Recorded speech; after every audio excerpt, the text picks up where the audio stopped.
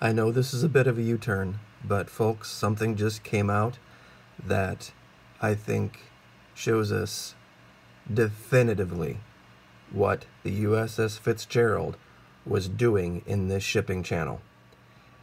Now, I have to kick myself because during this investigation, when I was looking at different things, we had opened so many different cans of worms. I saw something and I didn't do a video on it because we had so many things going on and so many people were saying, oh, you're just grasping at straws.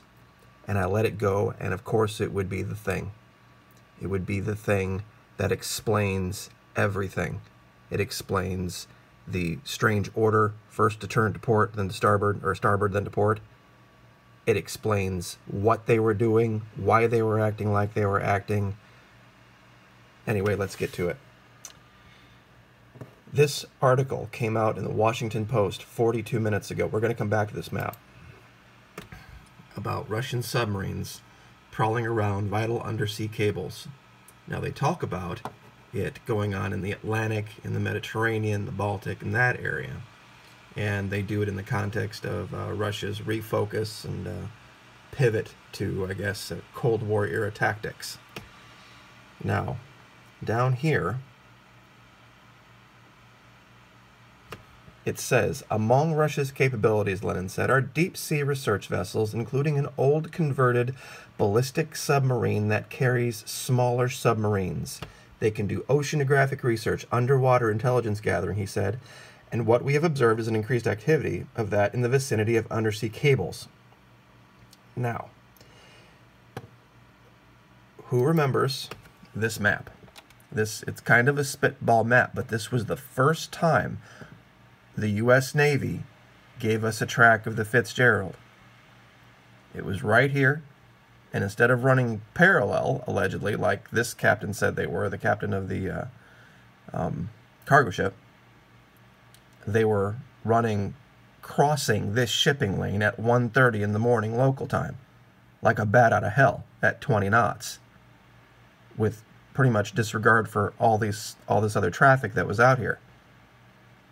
No one ever satisfactorily explained what they were doing there. And the entire crew has had to sign non-disclosure agreements. Those two things have never been explained until now. Now, remember this order?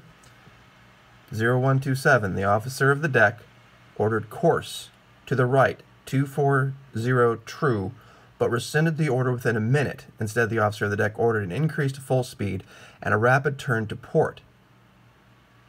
Now that was one of the screwiest things. I sat and stared and stared and stared at that and couldn't figure it out until this article came out. And I know you're like, what's in the article? What are you going to show us? Here it is. This is the AIS Vessel Finder thing that we saw a million times. Now, I was messing around with it once, and up here in the corner, you can change this to a nautical map. And it pops up basically what looks like an underwater topographical map of the region. Now this is zoomed way out, and we're going to zoom in, and I'm going to show you something. Now let's see if we can find the right spot. I think we're here. If there's Oshima Island, there's Toshima.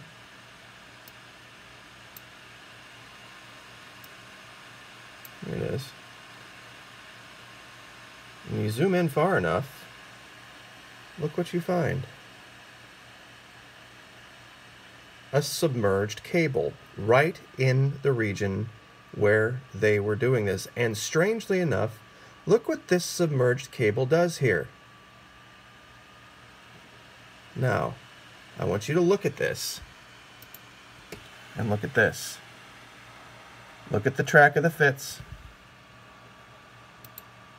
Look at the track of that cable.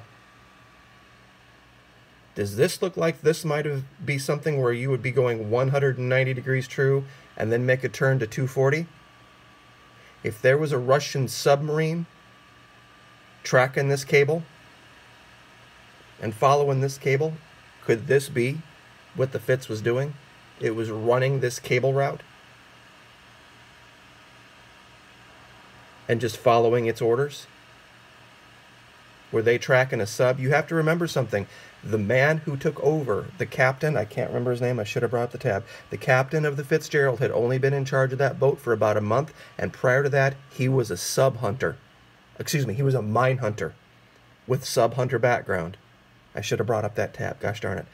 But you folks can go back to my videos and see that. That's what he did. This turn in this cable right here, in light of this new article about Russian submarines tracking underground cables, what were they trying to intercept that would have been going on in Japan at the time? Maybe intelligence? Dealing with North Korea? Remember, when he got here, and he's following this down here, let's go back to the order. What does the order say? Ordered course to the right to course 240 true. Boy, that's quite a coincidence, don't you think? And the argument between him and his junior officer that says, hey, we're going to run into this ship, and this guy under orders to not lose this submarine under any circumstances.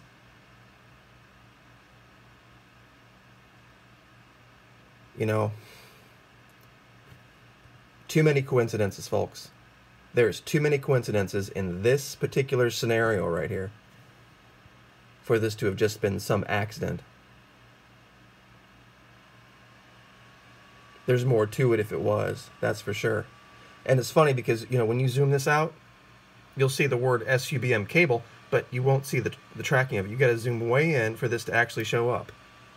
You know, and they've got them all over. But this is the part, this is where all this went down. Right here. I wish I could keep this overlaid and zoom out and show you exactly where this is. Because this is not, this map is just spitball. But this explains everything. And to my mind, it does. We got this ship out here in the middle of the night with no explanation, all by itself, running at 20 knots, by itself, more than likely dark, running quiet, probably trying to track one of these super silent Russian submarines that had been hacking Japanese intelligence lines or cables. And you know, both things might actually be true here. You know, maybe they were so caught up in keeping track on this sub and listening to what this sub was listening to that they thought they were going to be able to skate right through here, and maybe overestimated the ability of that ship, of the destroyer, to get out of the way. I still find that hard to believe given what we've seen those ships be able to do, but it would explain the argument with the junior officer saying, hey, we need to deviate course here, and this captain saying, nope, we were told to stay on this course and follow this line, follow this submerged cable. And he didn't want to, you know, he's brand new. Well, I don't know if this guy was brand new, the captain was brand new, but anyway, this explains a lot. This explains a lot.